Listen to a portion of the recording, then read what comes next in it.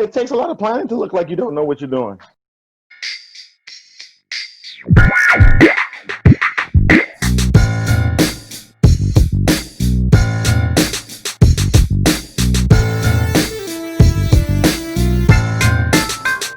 Welcome, everybody, to another episode of the Here is Peak podcast. I am your host, Chris, as always, and I'm here with my wonderful co-hosts. I got three gentlemen with me here. We got Mike. How you doing, Mike? Hey, good. Hanging in there. Got a buzz cut today, so feeling good. That's good. It's good. And Keith, how are you today? Oh, I'm swell. You're swell. Really, really swell.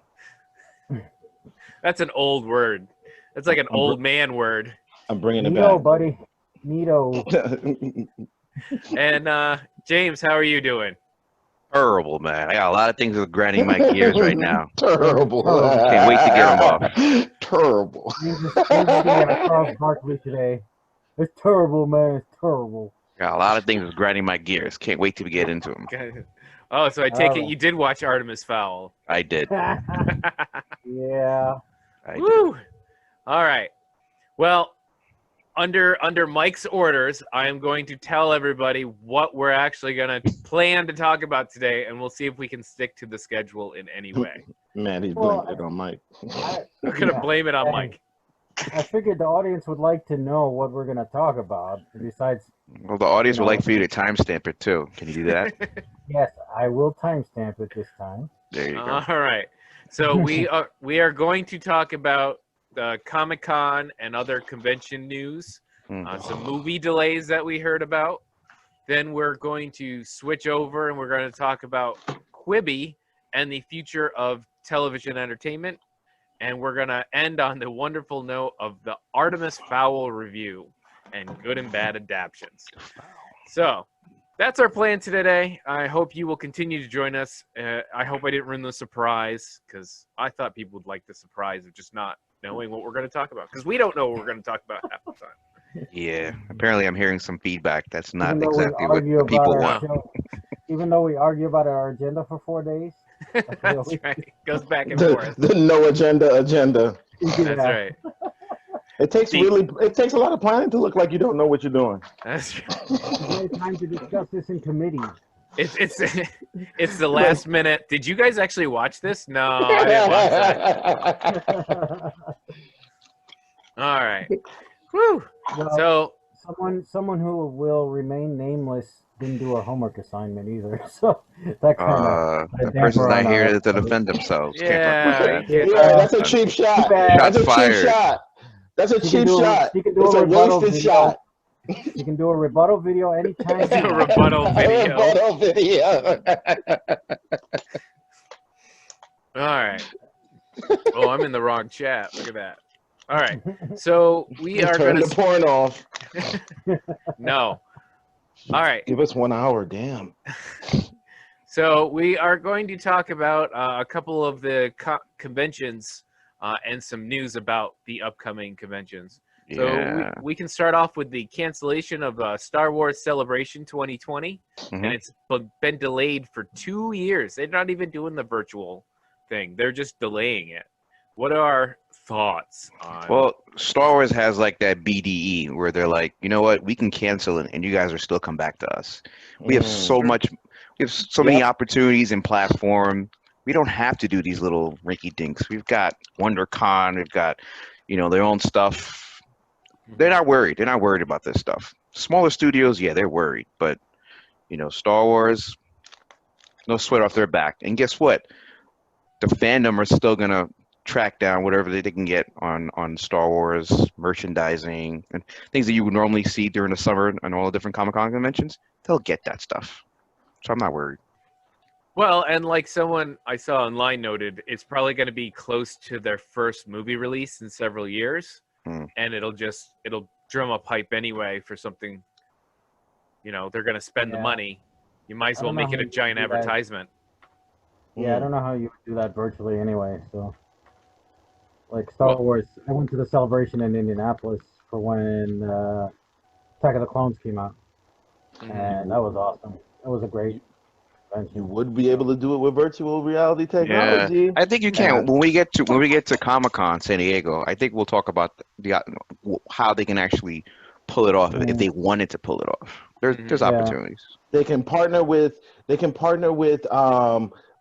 Seek, or what's that other virtual reality, one of the other virtual reality purveyors, to create the platform, and like Comic-Con brought to you by blah blah blah blah. Like it could be a win for the virtual reality company too. Well, VR company too. In a hint to our future of television technology, they should get with Xbox and PlayStation 4, or Sony and Microsoft, and allow them to make virtual reality rooms that people could walk in and around. So I honestly think that conversation. We're probably months behind that conversation. Probably. That's all right. We think we're smart because they haven't talked about it yet. Dude, it's all part of their patented rollout. They're gonna make so much money off this next iteration of consoles, man.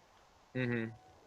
I'm curious, and I know we're getting to it soon, is what San Diego's going to do, because San Diego isn't a huge corporation like Disney and Star Wars, but they actually have something to lose here, and they might be able to partner up like with a company like Keith is mentioning, Sony or Nintendo or any one of those other companies to showcase create a virtual reality experience. Content. Yep.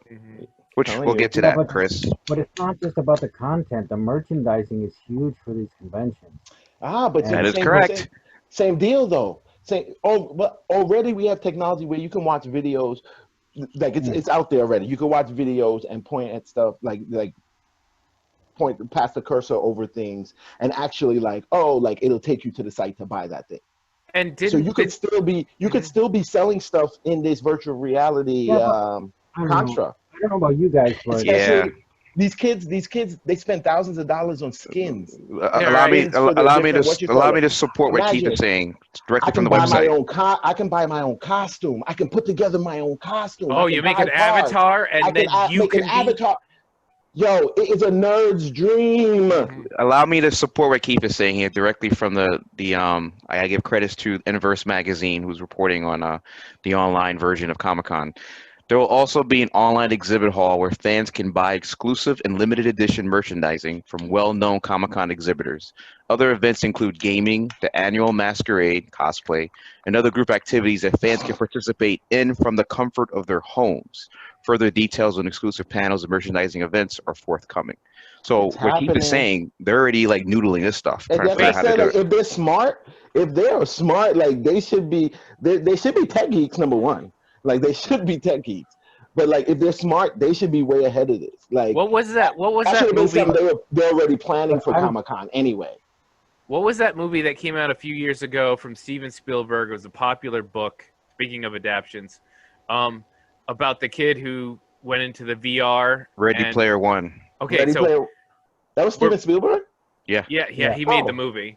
But I love basically that shit. we're creating. We have the ability. We're just about to make the first Ready Player One arena where people just go and hang out, where they had. But I'm thinking about our smaller vendors, right? There's a lot of small vendors there that at these conventions that make stuff and sell stuff. That's true. Like I have people in my family that do that. They make fursuits and stuff for. Yeah, the first iteration of it may not be like smoothly and really kind of like being able to really be captured by those smaller operators. But I definitely feel like and that's just a sad fact of reality. Like that first iteration is probably going to be very like, this is the first time you do like creating it the first time. It'll be hard to include those smaller vendors. But I feel like it definitely would be the thing to go to in the next iteration. Like how to engage those guys with the technology. Now my tickets to this event aren't limited. You know what I'm saying? Like I could sell lower value tickets to millions of people. Well, and you can make a virtual space for artists and makers where people can still peruse items that they can purchase. It doesn't prevent you from making a virtual gallery you just don't have to fly to San Diego to do it. I mean, Or after they the 30, also partner. I get it. after the I get all Jordan that, but documentary, sale of Jordans went through the roof. You just got to Yeah. I get get all people that, to but see your stuff. in order to do that, the convention holders and sponsors will have to assist these smaller vendors. Probably, Yes. definitely. But At least they in won't have- telling them the things that they need. Like if I could just get imagery of your product, like at a basic level, like I get imagery of your product, maybe a little video of you, people using the product or whatever it is, and then I can just input it into this very, the templates. Maybe the smaller booth operators get like a template that's like plug and play because you can't manipulate it, but your product can still be there. And then you partner with partner with Amazon. Like, you know what I'm saying? Like, now Amazon is shipping your good to whoever purchases it, this, that, and the other. Like, I like, we have the pieces to that puzzle already. Like, I think, Mike, this may not be in the best interest of first year, because the first year is going to be all technology driven. But one thing I know from going to both San Diego and New York Comic-Con is you lose track of these smaller venues unless you have a game plan and you know where do you need to go. You have no opportunity even seeing these guys because the big panels are there, the big booths. So maybe the next year or 3 years from now, they'll actually have a way of being able to showcase these smaller vendors. You can go online. You can watch the MCU little panel here and there, clock out of there, and then go straight to like a smaller regional vendor and look at their product and click on their merchandising, which you can't do in a regular Comic-Con anyway, unless you know exactly what you're doing before you even get there. Well, and maybe you make it more of a permanent area that people can leave their storefronts, their Comic-Con storefronts. I was just about to say that. Like, now you have like almost like second life. But that site doesn't go away. Like, you might have the activities of the actual Comic-Con when it's live, but those other parts, other sites are still active. And on top of that, are each of the Comic-Cons individual, like Comic-Con San Diego and like their own individual companies, their own individual things, or like their own individual conventions? Yes. Okay, because then you're talking about like the reach of each one of those now is tremendously double. And this is where San Diego can make no plane flights, no, you don't have to schlep around your merchandise. Like, it's San Diego could make some money by creating the one-stop shop for virtual cons and having all of these smaller cons, the Harry Potter cons, the Comic Cons, come to them, and they are you still need the site. If they build, they can build the ultimate site and the ultimate interactive site where these people are like, hey, I don't just make Marvel stuff, I make Star Wars stuff, and I make, if they can partner with these larger groups and say, hey, every time there's a con, you come to San Diego con.com and it's your one-stop shop for whatever con you can still build to. Your booth, but now you're gonna have extra devices recording everything, so you can go live to, like, instead of 100 people per day, 10,000 people per day, or whatever. That would be a plus to those same vendors. And then you created a Comic-Con like ongoing business concern industry. Like, Comic-Con now becomes Etsy.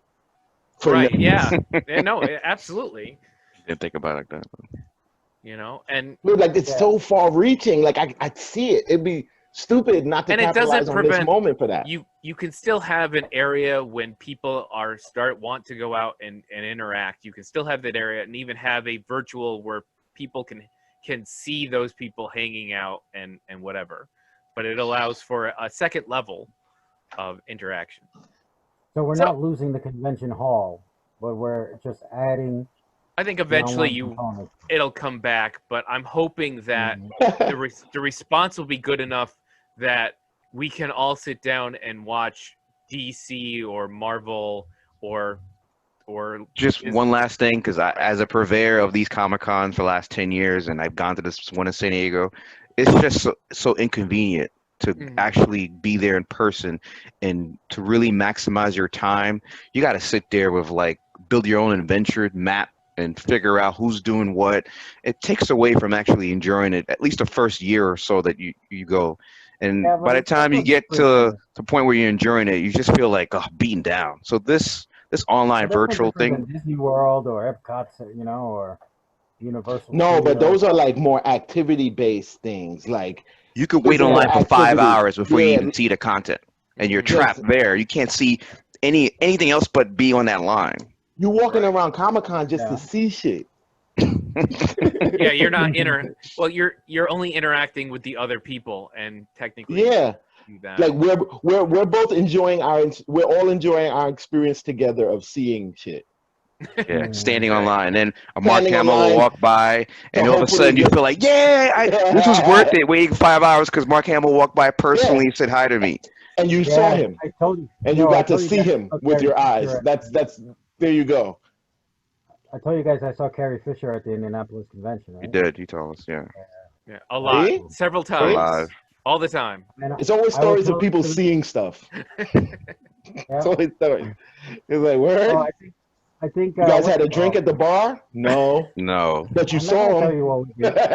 don't need to know what we did. You don't need to know. I Yeah, ain't trying to gotta- out you, Mike. All right. But Billy D was there too. Billy D? Billy D. Yeah. Williams. Mm. Nice.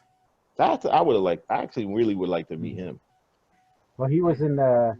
So she had her own room, but he had, like, I think Anthony Daniels was there, if I remember, and they were like in a booth where you line up you pay them like $25 for an autograph or whatever. Yeah, that's normal.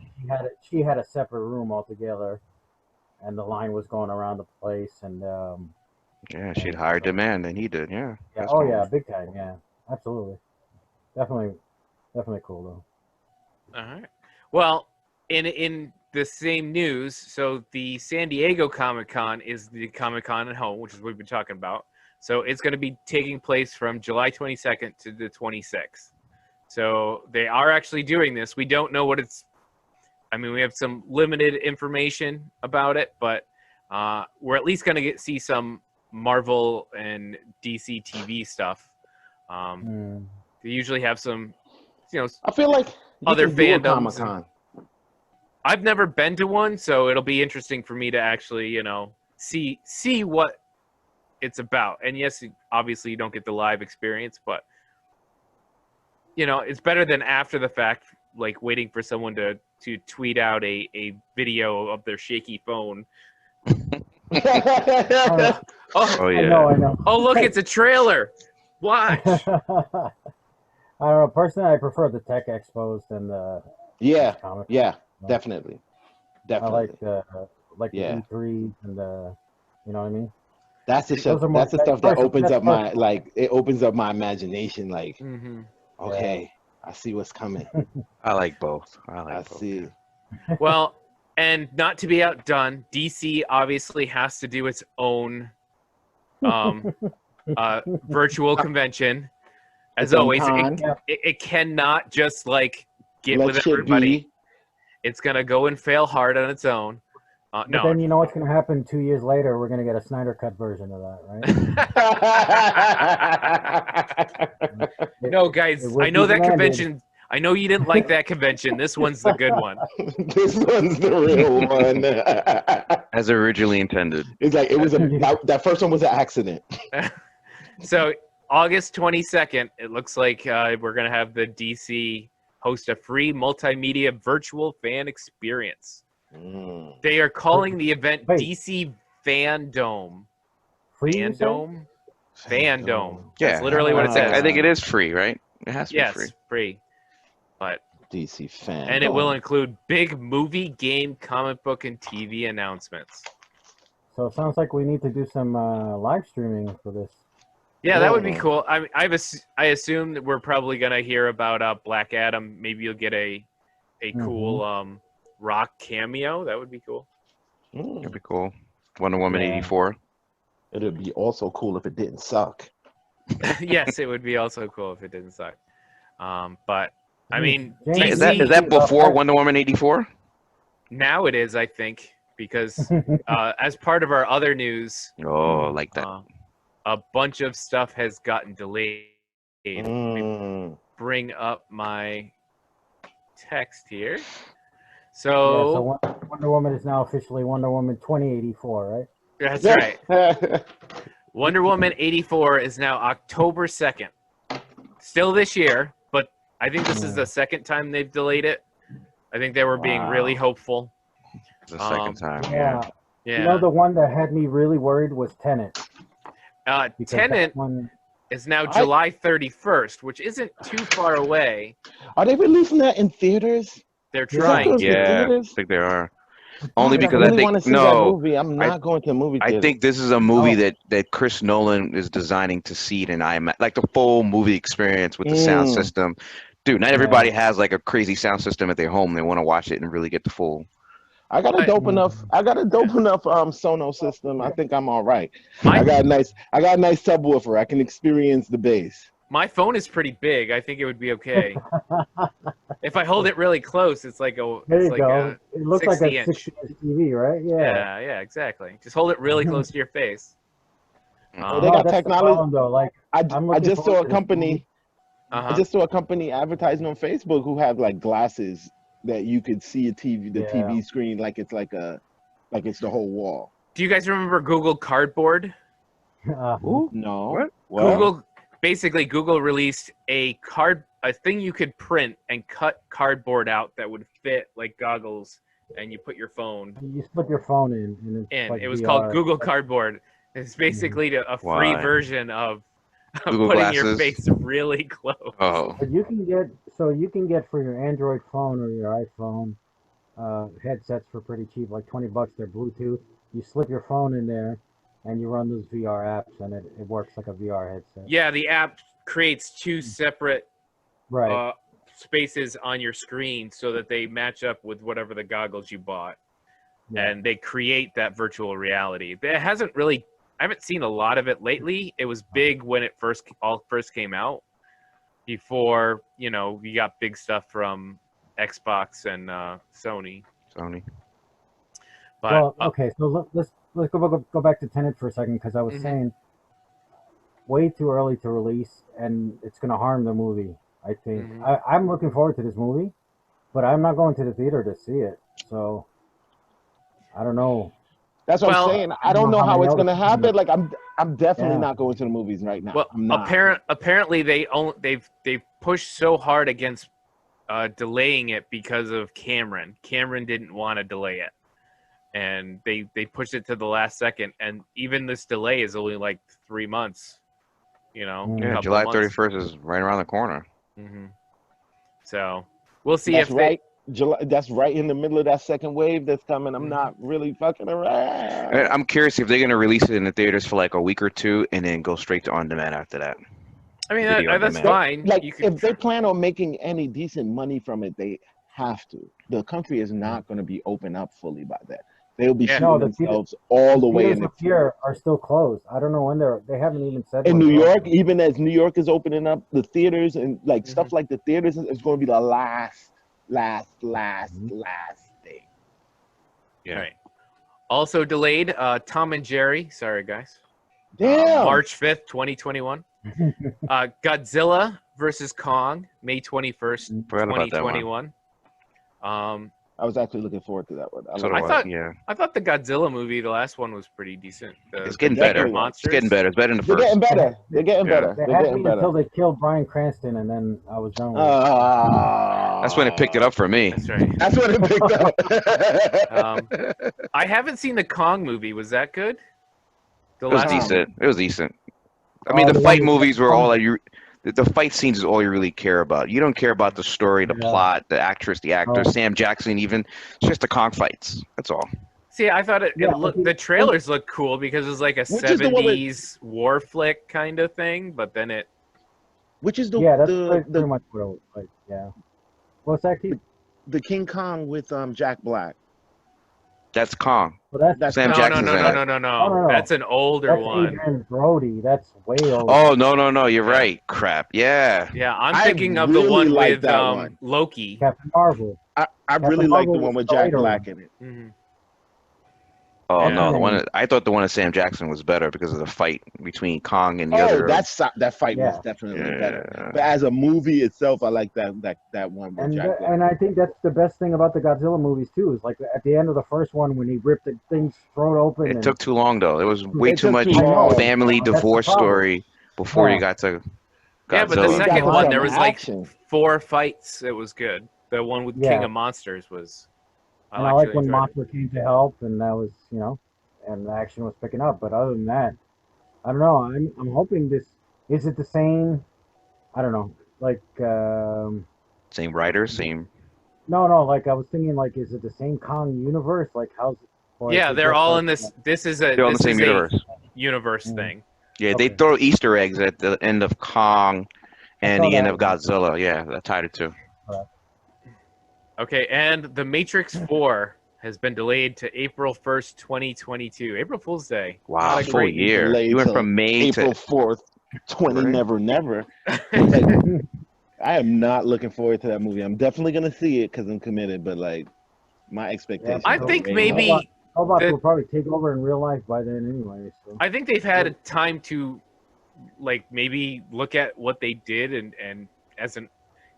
They've made If great Keanu stuff. gives me- That's an entire year delay. Something Yeah. is up. Something is Something up. is up. Something is up. And I think that's a smarter delay than to. they're looking at the movie and realizing that the fight scenes look like John Wick 3. Hey, John Wick 4 is another one that's coming. That wasn't delayed? Didn't we just get a trailer for, speaking of Keanu Reeves? Yeah, Bill and Ted. Bill No, and thanks. Ted's. I know this is not on the schedule, Mike. I'm sorry. What did you guys think of the Yeah, Bill and that's fine. Ted's trailer? That No, no, man, no. no bueno. No. Did they look weird? No. Like their faces, what is like the did they look problem? like It's they the tried to same like, Keanu Reeves as always. What is youth- the problem? Like, are they gonna Try to make DH over, them a little bit, maybe. yeah, Are like they gonna remove make a few over Gone with the wrinkles? Wind too? Like, is this like there's some movies that just was the movie, man. Like, just replay the movie if you want to see the movie again. Like, Bill and Ted, you giving Bill and Ted a reboot? Yeah, we didn't ask for it. We didn't ask for that. Nobody asked for Right. that. That's not even a creative reboot. They were slackers. Like, that was the easiest movie to do when they did that movie. That was It's a not funny anymore. They're 50-year-old slackers now. Yeah. 50-year-old slackers. Yeah, that's not the kind of guy I want to watch on TV. Like, hey, that's a mirror. I don't need a movie. A 50-year-old slacker. It was Yeah. cool when we were like 11. Now Ooh. we're like grown-ups. Like, come on, dude, get a job. Right now, when I watch it, I think of my 20-year-old kids, and I go, "Oh man." Ugh. Oh. All right. Yeah. So we're switching gears. We're going to our next big discussion, which is we're going to start with Quibi and work ourselves into the future of television entertainment. Hmm. So I did look up the basics of Quibi. Basically, it was started in 2018, and it got a lot of money from some big-name entertainment companies, including Walt Disney Company. Venture capitalist, yeah. Yeah. And they thought, oh, 10-minute episodes are going to get the kids because they have zero attention spans. Little did they know they were watching gamers for 14 hours a day. Mm. So Quibi comes out, finally launches beginning of this year. And within 6 months, went from the, top 25 downloaded free apps to out of the top 1,000. Yeah. So meteoric rise, meteoric fall. I hadn't even heard about it. Like probably till it was too late. Well, I That's kept awesome. seeing ads with the lesser Hemsworth. What's his name? Yeah. I saw the ads were hitting around mid-March, which Miley's husband. yeah, what was that other way, Hemsworth? But yeah, the ads were hitting us mid-March, right around the time the pandemic started. So Right. terrible timing. Well, that's the Yeah, question. what? Go ahead, Mike. I'm gonna let you go. No, I was just gonna say, like in theory, it's not bad because when you look at it, TV episodes are usually 22 minutes, right, without the commercials. So, 10-minute blocks of shows. You watch 2. That's usually a normal TV sitcom. You know what I mean? Yeah. Mhm. So it should have worked, but Well, I something was that saying when we started talking about this last time that what they kept saying their model was the standing in lines on the bus, you know, kind of model, and I don't think they're fighting for the same kind of entertainment. The people who want that kind of in the middle of your day entertainment, I don't think. Yeah. Well, I could be wrong because I mean I listen to a lot of podcasts, but when I listen to a podcast, I can do other things. I don't usually do video casts unless I'm something I can ignore. I find confusing, not to call myself a boomer, but you've got the two different types of formatting. You got the TikTok 2-3 minutes or YouTube clips. Then you got like the hour and a half podcasts and like longer length. This 10-minute thing in between, it's like you're like half in, half out. Like you're not online long enough to really enjoy it, but you're also like when you're sitting down to enjoy it, it's just done too quick. I think maybe the format just wasn't really the right format. And okay, so what was the revenue stream though? Was it subscription based or ad based, or what was the deal? I have no clue. Great question. probably ad based. Yeah, It was ad based. Has to be, right? Yeah, I don't think you. Or was like short TV. length. It was TV, but I think that I actually think like they suffered. They suffered from this corona, the corona lockdown, because I feel like that's a perfect like big city kind of like app. You waiting online, this, that, and the other. Like it's like I could get into like like a show that has like 10 episodes or whatever, and I'm able to watch an episode or two while I'm on the train, an episode or two while that's definitely. But people aren't traveling. Like I'm not gonna sit down in my house and just watch 10-minute episodes. Like now, if I'm watching something, you got a captive audience. I'm watching a movie. I'm gonna watch longer form. My longer forms of entertainment. My attention span is different. But I think that it was actually a great idea for on the go. So now you have content creators creating like even like some like how Cartoon Network was already doing those 15-minute block TV shows for stoners in the middle of the night on Comedy Network. Right. Yeah. Comedy Central. Sorry. Right. Comedy Central, Cartoon Network. Cartoon Network, yeah. But they were already doing like whoever has Adult Swim. Now some of those shows are like little 15-minute segments like Robot Chicken. Yeah. So like but that's like perfect. That's perfect. like sketch TV. Like but that's easy content for a huge company like Comedy Central owned by Viacom to output as opposed to a Quibi who but I'm saying those kind of things though, like those but they have an audience. Like those kind of things. That's true. The audience is there. The audience is there. It's just that audience is not doing the thing that they need that audience to do for that. When did the download stop? But they were also at the beginning of the lockdown. They were also creating they were advertising the type of content that you were supposed to get invested in. That it was supposed to be like this high-end, story-driven character thing. And then you can turn your phone sideways and see a close-up of their face. Yeah. It was a weird Hollywood A-list acting, which you're not going to get. Which is expensive for that type of entertainment. They didn't try to launch, and a lot of the services that we're going to talk about launch by making a show that gets people in. Game of Thrones, The Mandalorian, a lot of these. What's the word I'm looking for? Whatever. But these streaming services say, hey, you want to watch this show, and then that's what makes people come to the service. It's not, hey, the length of the show is different. It was the show's content drove them to the service, and then they went from there, right? And so they had to make something to drive people in, and whether or not they thought they were making it, I don't know. But they went from 3 million downloads down to 1 million, and then they obviously didn't make a splash because we didn't hear anything about the content that they were making. See, I'm reading Yahoo Finance here real quick, and they're saying like the biggest competition that they knew they were going to have, TikTok, YouTube, and Instagram, has been exploding still, even during this pandemic. Whereas Quibi just isn't getting and that's the home plate. They already had their lock. But but the type of content feeds to short form. Exactly, and it's user-created content. So you're going to have as much content as people who are willing to put up content. Well, and you're not paying for it. It's different. And someone says, sorry, Chris, real quick. It's not only that Quibi's short-form videos are more tailored to the pre-pandemic life. It's also that some of his content just isn't that enticing. Oh, yeah.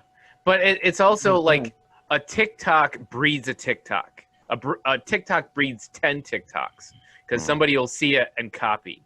And then you kind of, it spreads like wildfire. Whereas TikTok was Vine. Remember Vine? Right, exactly. Yeah. So instead of and musical. A TV show is a single source that everybody has to come to and agree that it's good enough to tell people to watch it. Whereas a TikTok creates numerous other versions of itself, and people are interacting with it, which makes more and more, not only more content, but it gets people involved in enjoying themselves. But see, the thing about that is that, like, the user still has to upload the content. So, like, you have it's free to the service. Exactly, it's free. This is what I'm saying. Like, so I created something. I'm the owner of TikTok, and I created something one time. Just all I created was a framework for it for you to yourself put up and edit your own videos. Like, literally, like, it's going to get as big as, like, people like you wanted to get, and I don't have to pay for any of that creativity. Right. It's a cross between entertainment and interactive and social media. It's all so of those. Is Instagram. Well, so right. And technically so is Facebook. Like none of that is information coming from the company. Like, they just had to create the platform. Right. So we're entertaining ourselves. It's crazy. Was Quibi's content all made by Quibi as well? Like, when you take Netflix, for example, they didn't really produce anything to start with. They just rented out movies. You know what I mean? Whether it be on disc by mail or online streaming.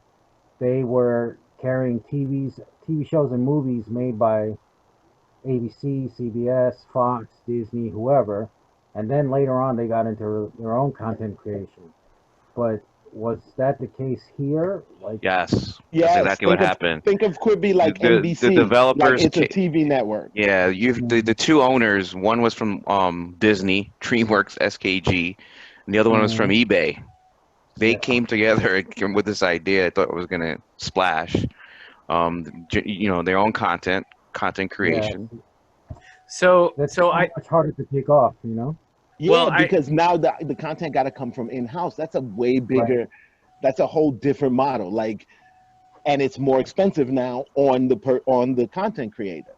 All right. So I made a list today of recent or common advancements we've seen in television. Okay. And so multi-screen access. So all of a sudden you can go around your house or on your phone on the go and watch your video, your television, wherever you want. So Quibi was nothing new to that. We already had travel entertainment. I could get when I had cable, I could watch my Time Warner cable on my phone wherever I wanted, right? Or, if I was in the garage and I was, doing something, you just stick your phone up there and you have the game on at the same time. I don't have to have I remember my dad sneaking, and we had a van, and we had a little black and white TV with an antenna, and he'd sneak in there to watch the baseball games when he didn't want to be inside. That's funny. Like a Watchman. Remember the Watchman by Sony? A little portable TV. Man. But so let me. One question though. I don't understand though how this service would be different than me watching, like, standing in line at the bank, watching a 10-minute something on Netflix, pausing it, and then getting on the bus and watching another 10 minutes. Does It's anybody not. know the difference? It's not. It's just completer shows inside that time. Right. Completer Yeah. story arcs. Completer like you know what I'm I saying don't like care it's about that. different. But Yeah, is they also that, marketed us the that. fact that you can go from portrait to To do to what? landscape. That was a marketing what? thing too for them. I Yeah, remember the that to me commercial. that doesn't interest me so much. But I Why don't would you know. do that? Just to see somebody's face closer? Mm. I don't get it. all right. Well, all right. So that's another thing we'll get into in a second. One thing that Okay. Netflix actually did was it changed convenience, because at the Yeah. time when it started, you had to go to Blockbuster Mm-hmm. or Blockbuster nothing. was killing. Right. I love Or your local mom and pop, like little mom and pop Mhm. joints. That's So- where the so XXX stuff was. Netflix and changed the model for availability of content you otherwise couldn't have.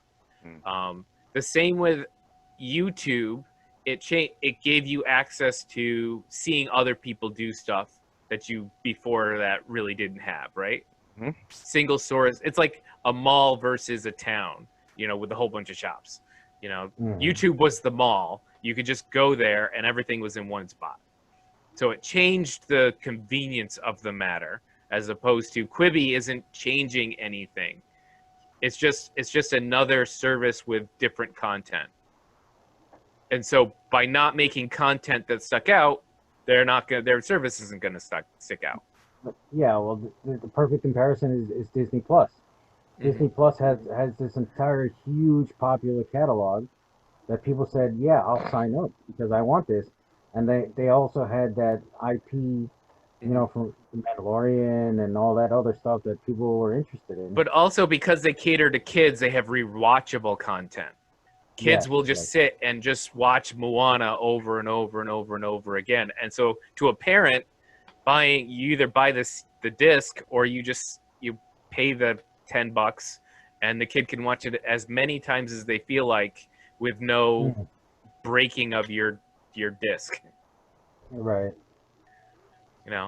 It's weird. It's basically what we probably have right now, HBO Max. I know we don't have any reviews on it yet, but I mean, the catalog of HBO Max it's everything you've already seen either from HBO, any of the other HBO-owned companies, DC, Warner Brothers. I mean, it's not giving DC you and any Warner new Brothers. content. It's just giving you it on a different streaming device. Right, but is it content and that's where the Disney Plus and HBO Max are similar, but Disney has a very specific target audience. Does HBO Max have that target audience? Not to the same extent, I don't think, as I don't think Disney. so.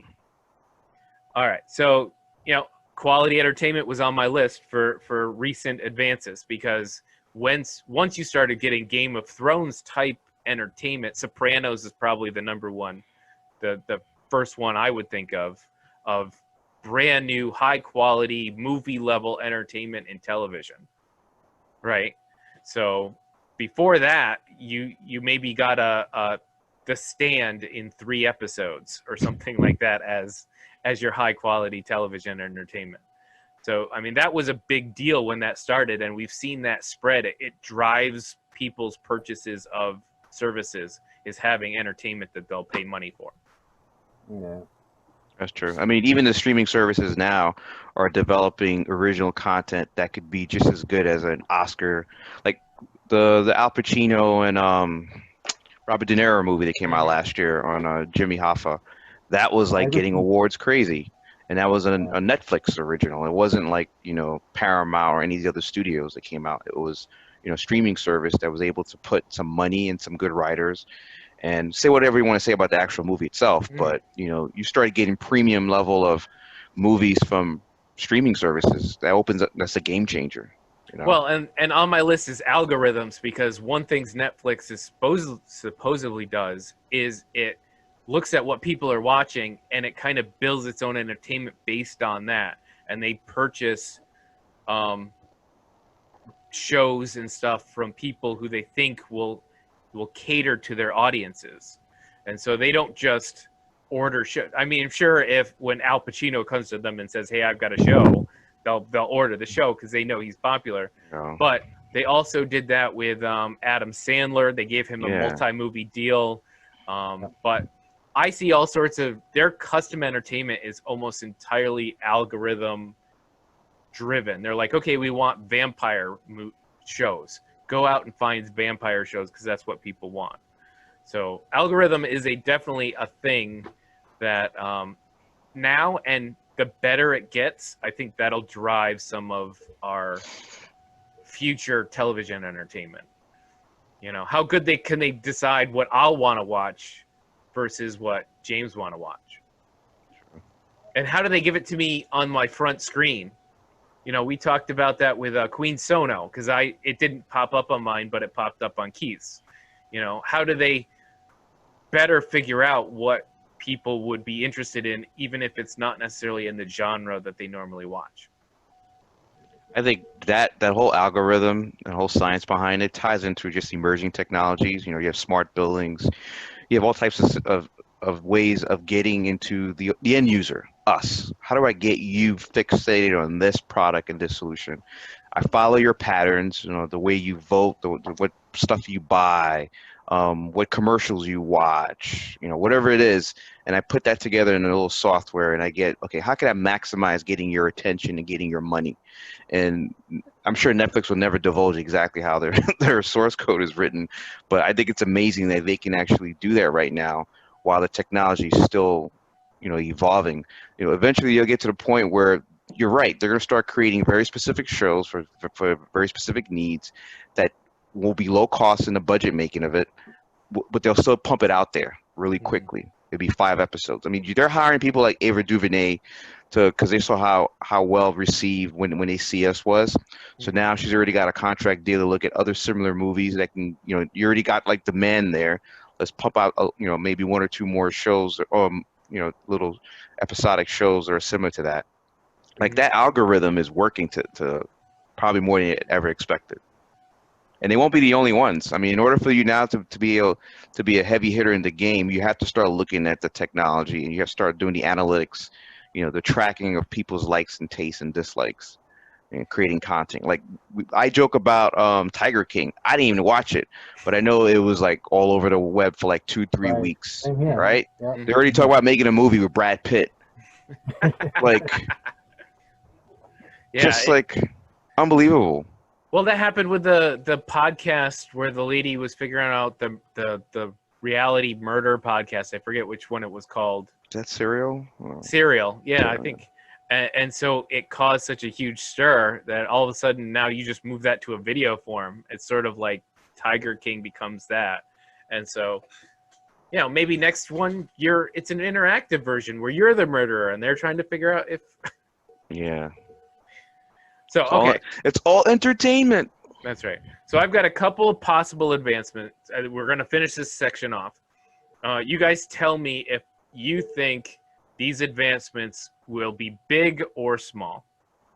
All right. So combo screen. So using your phone while you're watching another screen and interacting with your content that way.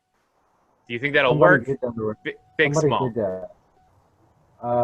Hang on. Someone has done that. Keep going, guys. I'll remember it in a minute. It's definitely not a mainstream thing if we haven't all right. I understand, like an ad, like you're supposed to be able to click on the shirt and purchase it that you know your favorite actor is wearing, but it didn't take off.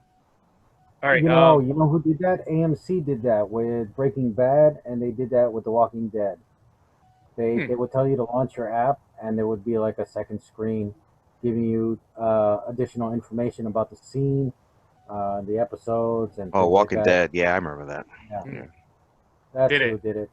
And I think some of the franchises tried to do that too, right? Like NFL, I think it would work better with something like sports than something you're supposed to be watching and thinking about as you're watching it. Yeah. All right. 3D, VR, hologram type entertainment. Do you think any of those are going to go anywhere anytime soon? Oh, they're going. They're going. Not soon, but they will. I don't think soon though. Okay. I think we got probably at least 10 years. I'd say less than that. Less than that. I think it's based on what I'm looking at, the trends in the technology right now. I would say about 10 years before. Maximum, not even maximum, but optimal consumer not enjoyment is the word, but appreciation or desire Right. for it. Yeah, and access to the equipment. That's Right, the hard access. part. Yeah. All right. Choose your own adventure. Wait, I like are that we? on Netflix. Oh, I know Netflix tried that last year, right? They Mhm. did the Black Bandersnatch. Mirror episode that was Choose Your Own, which I thought was cool because it reminded Yeah, me when I was so in did third I. grade, Choose Your Own Adventure books. I thought it was Oh, cool for a first time, but like yeah, There's that Kimmy I'd like Schmidt to see episode it I still done haven't better. watched yet. yeah. I'm gonna try that and see how Eh, that goes. At some point, there's that space between video game you're playing and show you're watching. Where is that equilibrium where you can get the regular person to connect those dots? I like that Yeah. interactive that interactive kind of like nature of that of what that was, what it represented. But my Like whole I'm in issue, control. I have a little bit more control of my viewing. Mhm. Like I Yeah. can if have I'm a gonna go that visual far, adventure. if I'm gonna go that far, I'm just gonna play a video game. Because video Yeah, games are but pretty it's much bringing that now. Like if I play the new Final Fantasy, it's like I'm in a movie, you know. So yeah, but it's not the same thing. Like it's not no, I know like it's not the same because it's As not long as I live don't, action on as long as I don't have to screen, train chocobos again, you know, but can I skip that part? I fail. Jacobos. Ugh. every game. Yeah, that's the part of the games is if you're willing to put that much time into it, but you got to do a lot of farming level or that kind of stuff. Ugh. Like, where is it where you're just what? I mean, there were games back in the 80s that were almost just basically movies, but you solved a puzzle here and there. But it was basically you just went through a story. Yeah, I Like used to have Myst. a few of those Myst. on. Missed. Yeah. Oh, Mister, Myst what is do you great. mean? Like, but You that solved- was, yeah, you had to solve it to see the story. Like, I know, but it wasn't. You didn't have to fight a guy and then go, go to another land and then get on a balloon and do this. It What was game were you playing? very direct. You did your thing. You solved your puzzles. You had your story. I'm just Yeah, saying, Myst was awesome. Yeah. compared to I still open love world this to this games. day. Yeah. Yeah. I mean, I like what Netflix did. I think maybe the story could have been tighter. A lot of things it could have done, but I like that format. I think that format has a future. I think it does. Because visually it's real people. And like Right. if Yeah, it's a compelling enough story, like it's real people telling a story and you're the narrator. Like or at least like you have control over some of the actions of these real people. Like it's Like I the think that game that's is- different. It's a weird Sims version of. Yeah, it's I don't know. Like I like it. I dig it. Okay, last I'd one. like to see it go further. So here's the thing. So I read a statistic that a lot of these trends start from the adult entertainment industry. Like whatever type of format discs, like Blu-ray came because the adult industry preferred it Gotcha. as opposed to HD DVD. So these things, if they take off there, they tend to take off in the other markets. So I might be wrong about this, but that's usually how the trends go. Choose your own adventure porn. Is that what you're trying to get at? Oh my god. Uh-huh. The virtual reality is definitely going to take off. Oh yeah. Because that's an easy win for the porn industry. That's an easy win. I mean, yeah, because we're talking about billions of dollars, and Well, and then you can add group interaction to that one. Oh boy. All right. We're going there. reminds me Bring it of, back. Bring it back. Upload. Think of all It's the like different Upload, think of all the different things you could do. Bring it back. Bring it back. Yeah, what's our podcast rated? People listen with their kids. All right. So now we're going to talk about a children's movie. Oh, terrible segue. Oh, it was a terrible movie, so we're going to move right there. Sure, facts. All right. Artemis Fowl 2020, released by Disney on the Disney Plus platform, was supposed to be a major A+ release in the theater, which I think they were saved by COVID-19 here, in which a 12-year-old Artemis Fowl, the second, is a young criminal prodigy, which is not actually what he was, hunts down a secret society of magical creatures called fairies after his father goes missing. Whew. All right. Who wants to go? James, you're shaking your head. I'm gonna let you just run with this because. All right. Listen, this movie was just a mess. I figured it was probably some sort of a young teen adaptation. Apparently, my wife read the books. She was pissed that I watched it without her being present, but whatever.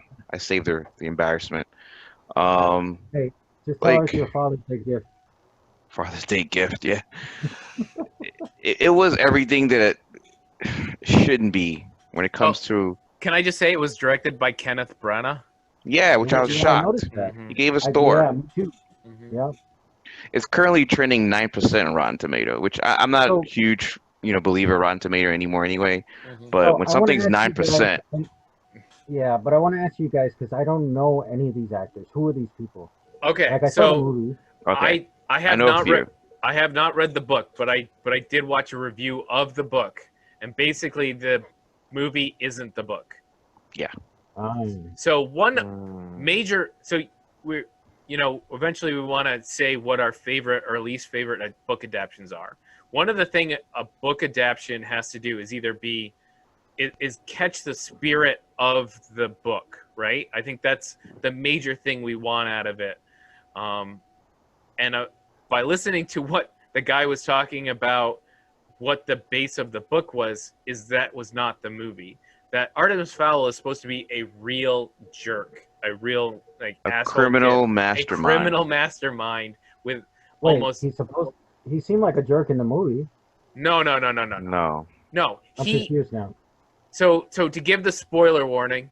I don't know, sir. Of course you don't know. You don't know because only I know. Don't care how I want it now. Spoiler warning. Like a petulant kid in the movie. He's annoying. He's a smarty. He's a smart aleck, but he's not a bad guy. He's not evil. He wants his dad's affection and he misses his dad, and he does all this because he doesn't believe his dad's a bad guy. In the book, he is part of a family that got rich by being a mafia family. Like literally, okay, and he knows this. No, but I want to go back to your point. Like, are you saying that in the book he's like in the movie? To me, he was a dick. The kid. No, that's how he came barely. Up with barely. No, I don't think so. No, maybe in the book. Are you saying in the book he's worse? So in the book, let me say the main plot in the book is that he finds out the fairies exist. It has nothing to do with his dad, and he kidnaps the fairy for ransom. That's his main plot in the book. Is he actually kidnaps somebody for ransom? Just because. Yeah. Just to get rich because his family. The Disneyfied version makes it seem like he's doing all of the stuff that he's doing in the movie for his dad. He cares about his dad. He's trying to get his dad back. He's being a little dickish as far as putting together his plans, but he seems more compassionate in the movie than in the book. Mm-hmm. Big fail. And that's the first part. We even get to the fact that the MacGuffin of the movie doesn't even exist. He reminded me of House without saving people's lives at the end. That's all. Oh, he wasn't even that bad though. He was friendly to almost everybody he ran across, except for the adults he didn't really respect. Him and his dad, him and his bodyguard, the girl who was in the movie for 10 seconds to give him a sandwich, the fairy, the Judi guy. Dench. Yeah, he was never more than slightly annoying. She's batting over too, by the way. This one in Cats. Dear Lord, who's her agent? Okay, James, we interrupted you. Why don't you go ahead? No, there's nothing to interrupt. This movie was terrible, man. I don't want to waste brain matter trying to tell you guys what the movie synopsis was. And we gotta let the audience know. All right, we'll tell the audience. This movie was over-bloated in CGI. It didn't have a score. Terrible acting. Colin Farrell, to me, looked like he was working in a different part of the studio lot than the rest of the cast. The butler, you mentioned a butler whose name is actually Butler. Mm-hmm. Man, I've seen this guy do much better stuff on Sci-Fi Channel when he was doing what was that? Not the Umbrella Academy. The show that didn't get picked up on Sci-Fi with the kids with superpowers. Something class. Deadly, he did Deadly Class. Deadly Class. Right. Better there. I mean, it was just Judi Dench again. Her agent needs to get fired, or she needs to fire her agent. Like they're putting her in these terrible roles that do a huge disservice to her. The plot. Yeah, but I don't. So I'm gonna kind of disagree with you and say she's probably at the point in her life where she don't care anymore. Like, Which is even sadder. That's even sadder. Well, I think some people look at this and go, "Oh, they're going to make the next Harry Potter," and they don't know. I don't know if they don't know. You guys trolled me when I said I didn't like Harry Potter. One thing I'll always give Harry Potter is it's got some pretty good writing. I may not like the characters and the version of magic, but it's got a good story. I'm not going to tell you he doesn't. This movie had no story. Like the third act to me didn't exist. Yeah. We got from the second act to the point in the movie where all of a sudden it was like he's getting back his dad and then game over. Like it just died. That was my main problem with the movie is I didn't understand the villain. Like what was the point? Like what was the motivation? Like I understand they want this artifact, but what for? So what they basically who are they and what for, right? So what they basically did was they created the most generic kids supernatural event that they could. A slightly smart kid, better than everybody else. His dad goes missing. He finds out he's part of a magical world, and he outsmarts everybody with the help of his butler. Right? They made the most generic story they could, trying to open it up to the world.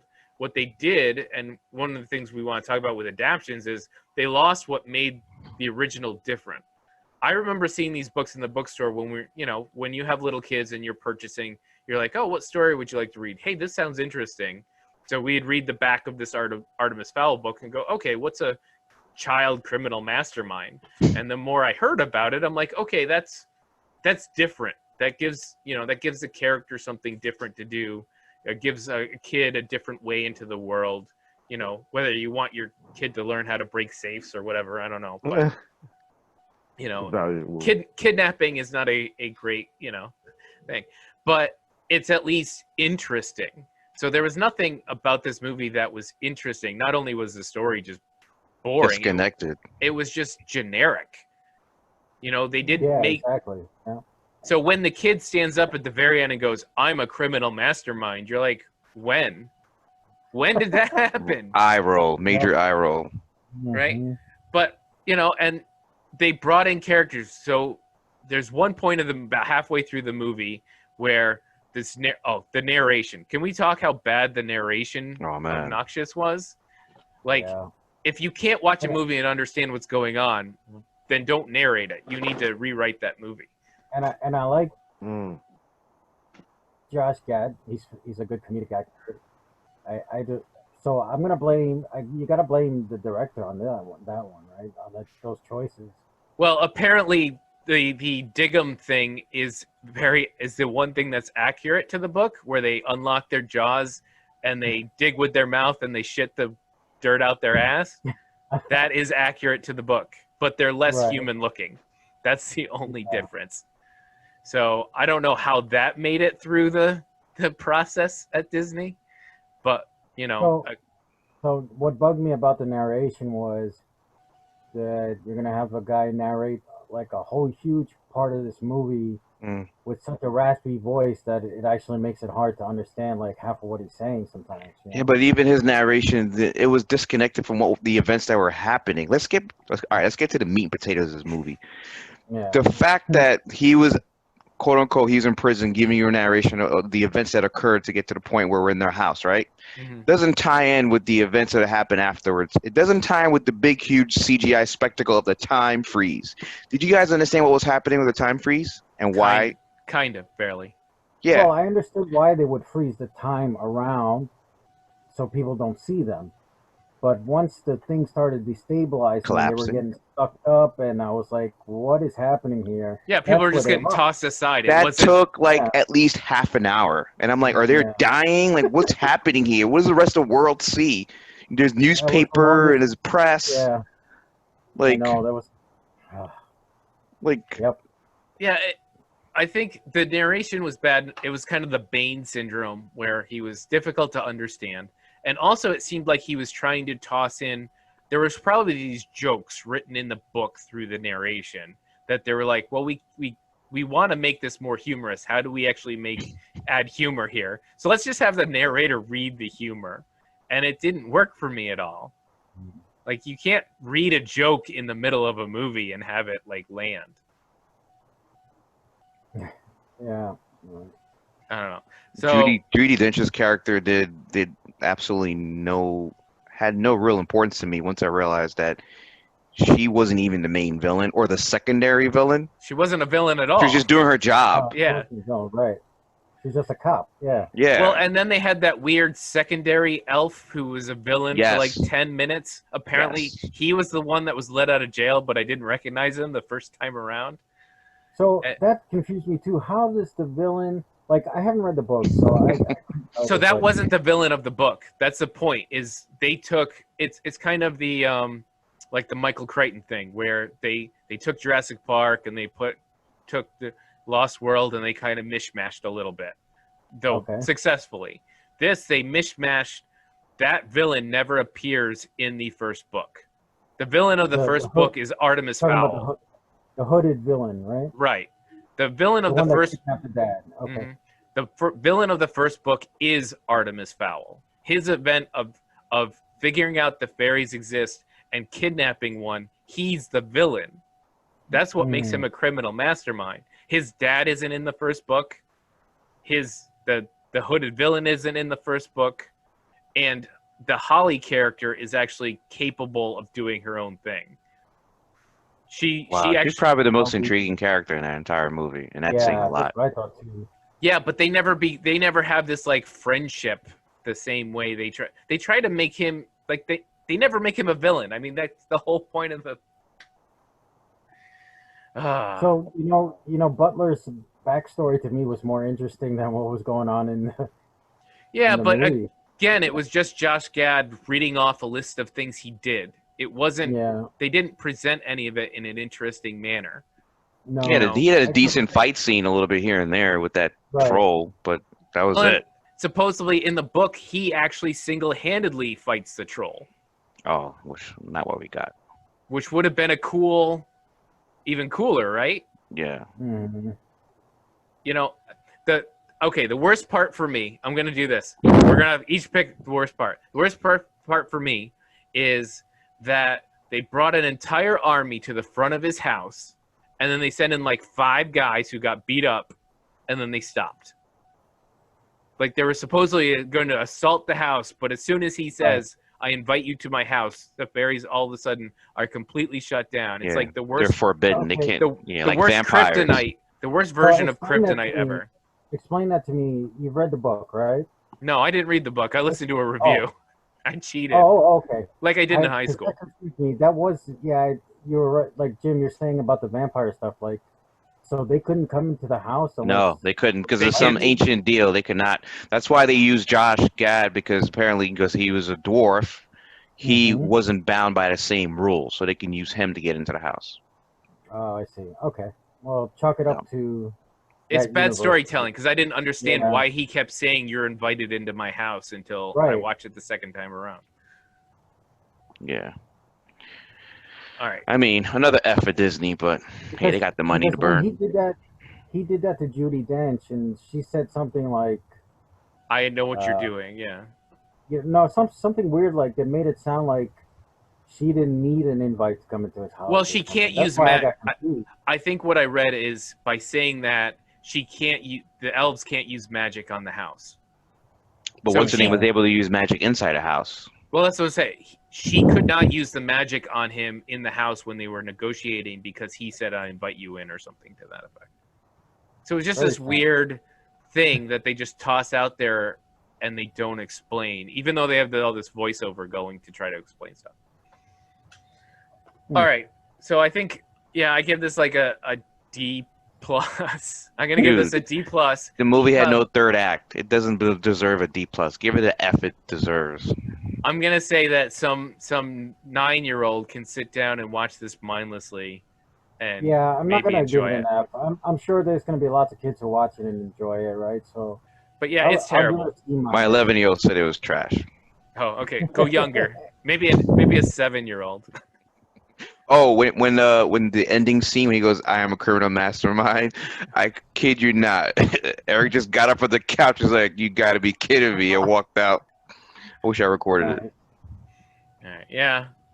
All right. So, on to better news. I'm going to ask you guys, what is your favorite, and if you want to add your least favorite book to movie adaptation? Ooh.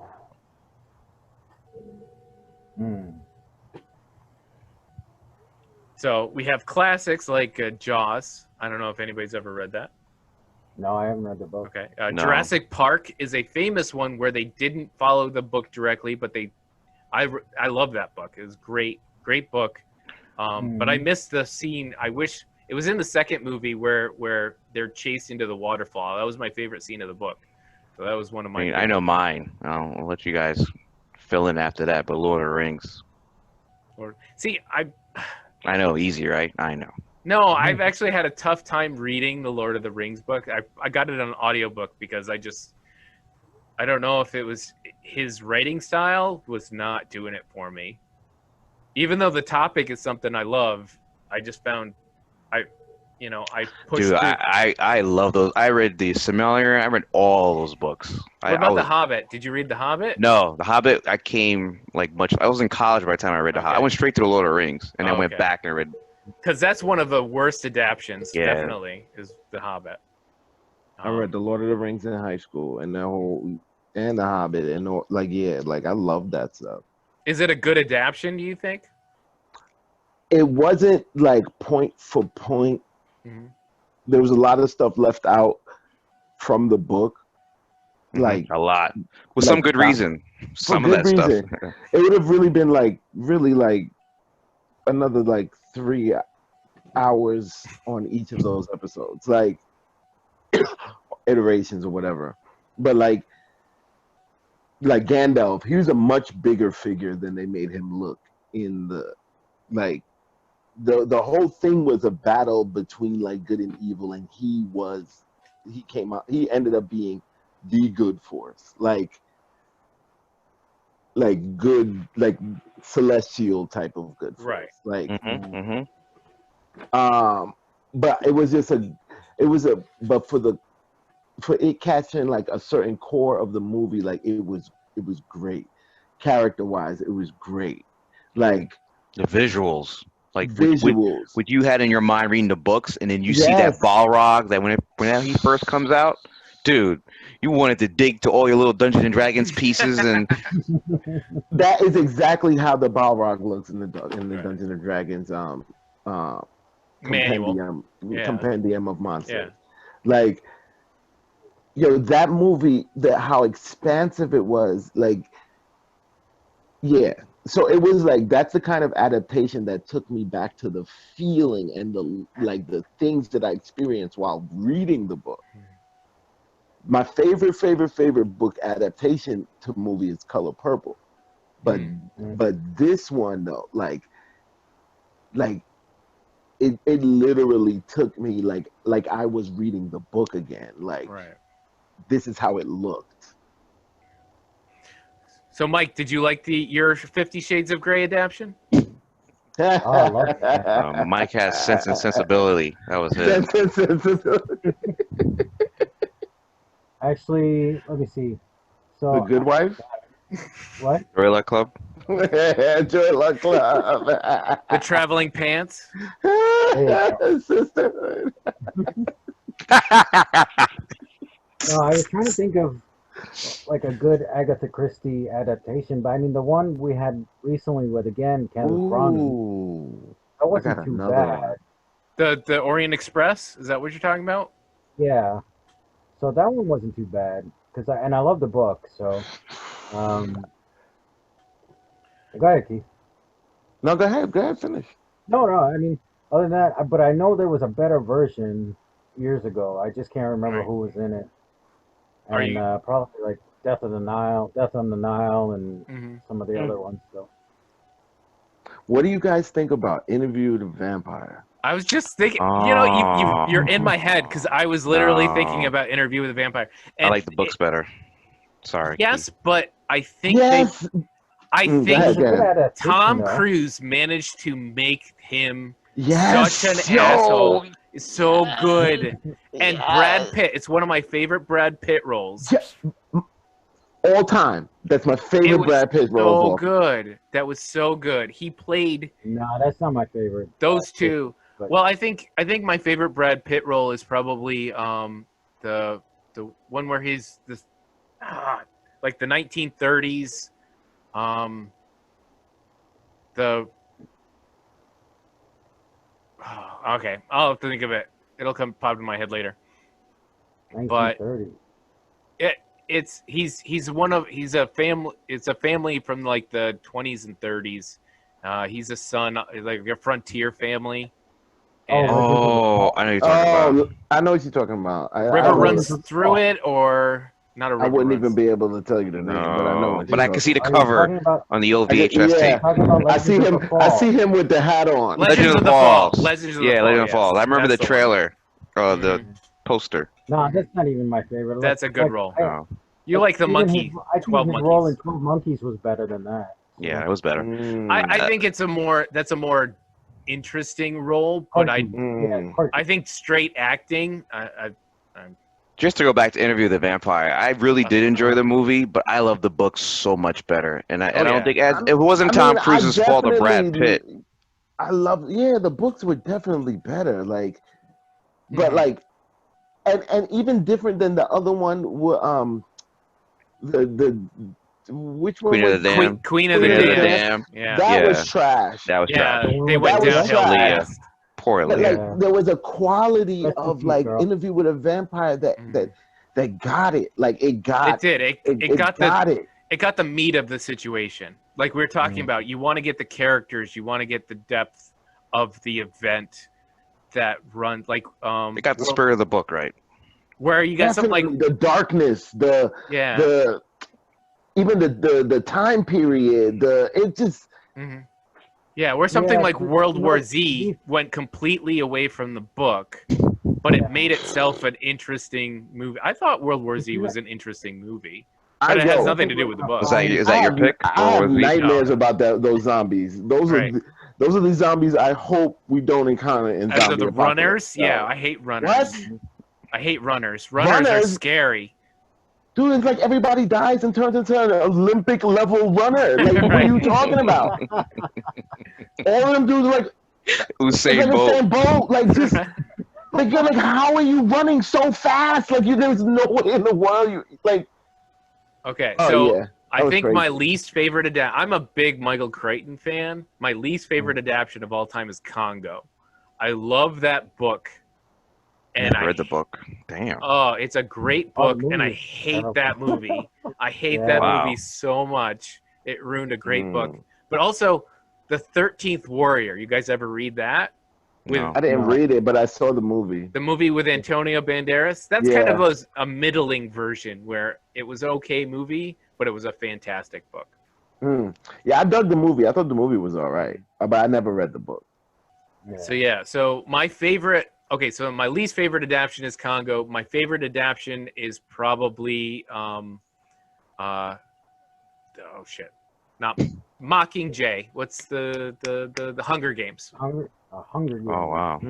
I love those books. I feel can't like help those it. I books- love those books. I feel like those books were made for movie adaptation. Yeah, They were, like and yeah. the third, Like, it's like Very good point. Twilight. no, they're not Twilight. That's the thing. Twilight to me is probably. but the like only Twilight, movie that was they're better not than the Twilight, but like Twilight in that vein. They started making the books obviously for the movies. Like the only thing that got me was that the third movie really didn't do the third book justice, but it was the book where they killed somebody and you went whole, and it just like destroyed you. You're like, Killing kids. never thought they would kill that person, and not even like the main character, but like it's like that's evil. This book, this author is evil. Why would you do that to people? It was like, Keith, I just ended watching the Badlands, and I was surprised at who they killed at the end of that. That was a I haven't surprise. watched the last season yet. Oh, I can't say it then. Yeah, don't say it. Oh, you gotta Don't watch say it. that. But it's a bummer, yo. It was. I was like, no. What the hell are you Dude, like this, yo, Yeah. just like on honestly, Like I already know you're talking about. Ugh.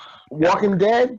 Mhm. I stopped watching Walking Dead when they killed what's the Asian kid, the Asian guy's name? Oh yeah, I see what you're talking about. Dude, like I was Maggie's traumatized. husband. Like I couldn't. I'm like I have not watched another episode to this day. That's all It's like I watched too. there were like Yeah. seasons after that. All right. Yeah. All right. Any more adoptions you guys wanna call out, good I or don't figure out bad? what my favorite is. Yeah, I mean I know my favorite, but I don't know what my worst is. So I think honorable mention is part of the Game of Thrones series. I couldn't understand you, Mike. Say that again. Game of Thrones series. Oh, Game of Thrones. I haven't watched or read. So. No, you can't say the first 3 seasons were pretty good. The first 3-4 seasons of the show was good. So you got kind of a half and half deal where the Yeah. first is good and the second half. because Bad. No, it was more than half. It was more than half good. It was more than half good. Once they went beyond the books and they started doing their Yeah, own thing. once they ran out of material, then it was like Yeah. Yeah, that last season was beyond the book, right? the last yeah. 2 seasons were beyond the book. Mhm. Have you guys ever read any not Michael Crichton? Gosh, you just. I already Bad said boy. Michael Crichton. John Grisham. John Grisham. Man, you guys are in my head today. I was actually just about to say because of John Grisham. What about those adaptions? I haven't read the books. I've seen some of the movies. Oh, I haven't seen any of those, but Another I good thought- Tom Cruise adaptation. I thought a decent adaptation was Mike, we're gonna edit these spaces out so we look better at remembering. yeah, these definitely. Oh, I know my least now. Oh, okay. It's like almost like a religious adventure historian. things. Indiana Jones. The Bible. It's in that vein. Bible. No, not the Bible. The League of Extraordinary Gentlemen. He's finding clues. He's finding clues through like Rome. And Oh, yes. What's his the name? Tom Greek- Hanks. yes, Oh, that actually was Angels a and very- Demons. I Angels read the and book Demons. first before the movie was made. That was actually a very that's the decent second book. adaptation. That was a decent Yeah. adaptation. That's decent. The second one went The way second one left. went way left, but like that first one was a decent adaptation, Alright. point for point to the actual book. That's Wait, good. Which one was the first book? Angels and Demons was the first book. Okay. And Yeah. Da Vinci Code came They after, released and then- they released it No, in no, order. no. The first one was Da Vinci Code. Da Bugging. Vinci Code. Yeah, Da that's the Vinci one. Code. Hold on. Angels and That's all. Demons was the sucky one. Mhm. Right. Yeah. Angels and but the book was good. But I read that both was books. the I sucky. can't Yeah. remember which one. But while it's still fresh in my head, I know my least favorite adaptation. The Dark Tower. Oh, I haven't even You know seen what? that. I Was haven't it- even seen it. was Don't it- waste your time watching that movie. I mean, are you guys big Stephen King fans? Yeah, Did you- I am. Yeah. Definitely. Like Pet Cemetery and the. Yeah, I gotta write one day. I don't know how many. I started reading him from like Cat's Eyes and like some of his weirder books before I got into like The Stand and Christine, The Shining. Dude, I Shawshank have Redemption? like. No, I I didn't. never read No, I never read Shawshank. Shawshank Redemption. Mhm. Green No. Mile. That wasn't Salem's been the Lot. type of joint I wrote. Yeah, more in that direction. I read a lot of his stuff. A lot. Some that still hasn't been made in movies yet. Mhm. But yeah, The Dark Tower, terrible. All right, we're You're gonna talking end about off the with. one with Idris, right? Yeah, Yeah. the one with Idris. Yeah. Why you didn't like that one? No, you Oh. like that movie? I'm not saying I liked it. I'm asking you a question. he liked it. Look at that Bro. face. He liked it. Cause you had that question like you didn't like it because I loved it, dude. It was. No, I didn't say I I'm liked putting it. it I under thought my it was least alright. favorite adaptation. What do you think that's gonna land it? All right. Solid Let's F. leave it at that. Okay. All right, I think that's where we're gonna call it for the night. Yeah. Thank you guys for joining me. That was a fun couple of topics there. Whew. Yeah, guys, don't forget, check out our other videos on YouTube. Check out the other podcasts. Catch us on Spotify and iTunes. And Friend us on Facebook and Twitter. Thumbs up. You know, at Heroes Peak on Instagram, Facebook, Twitter, and don't forget to like and subscribe. Let us know in the comments section what you think. And back to you, Chris. Tell us what your favorite and least favorite book adaptations are. Oh yeah, good one. Yep. Yeah, nerd with us. Nerd with us, yeah. Oh, there we go. There's Virtually. our. We need. That's what we need. We need a little tagline. Nerd with us. Nerd. Yeah, you're welcome. I do this all day. Your check's in the mail. I do this all day. Hey, we give out $1 billion ideas on this podcast. All the time too. Free. What are we doing? Oh wait, you guys didn't get those checks? I haven't paid them yet. That's how he gets all that shit behind him. He's the one getting paid. All right, guys. Yeah, I do my unboxing videos on the side, guys. It just depends what you're See, you're unboxing. getting paid by Disney back there. I noticed. That's right. It just depends what you unbox. That's what kind of video. That's why you liked that movie Artemis Fowl, huh? That's right. Yeah. A plus. Getting that All right, shilling. guys. Have a good night. Good night, guys. Good night.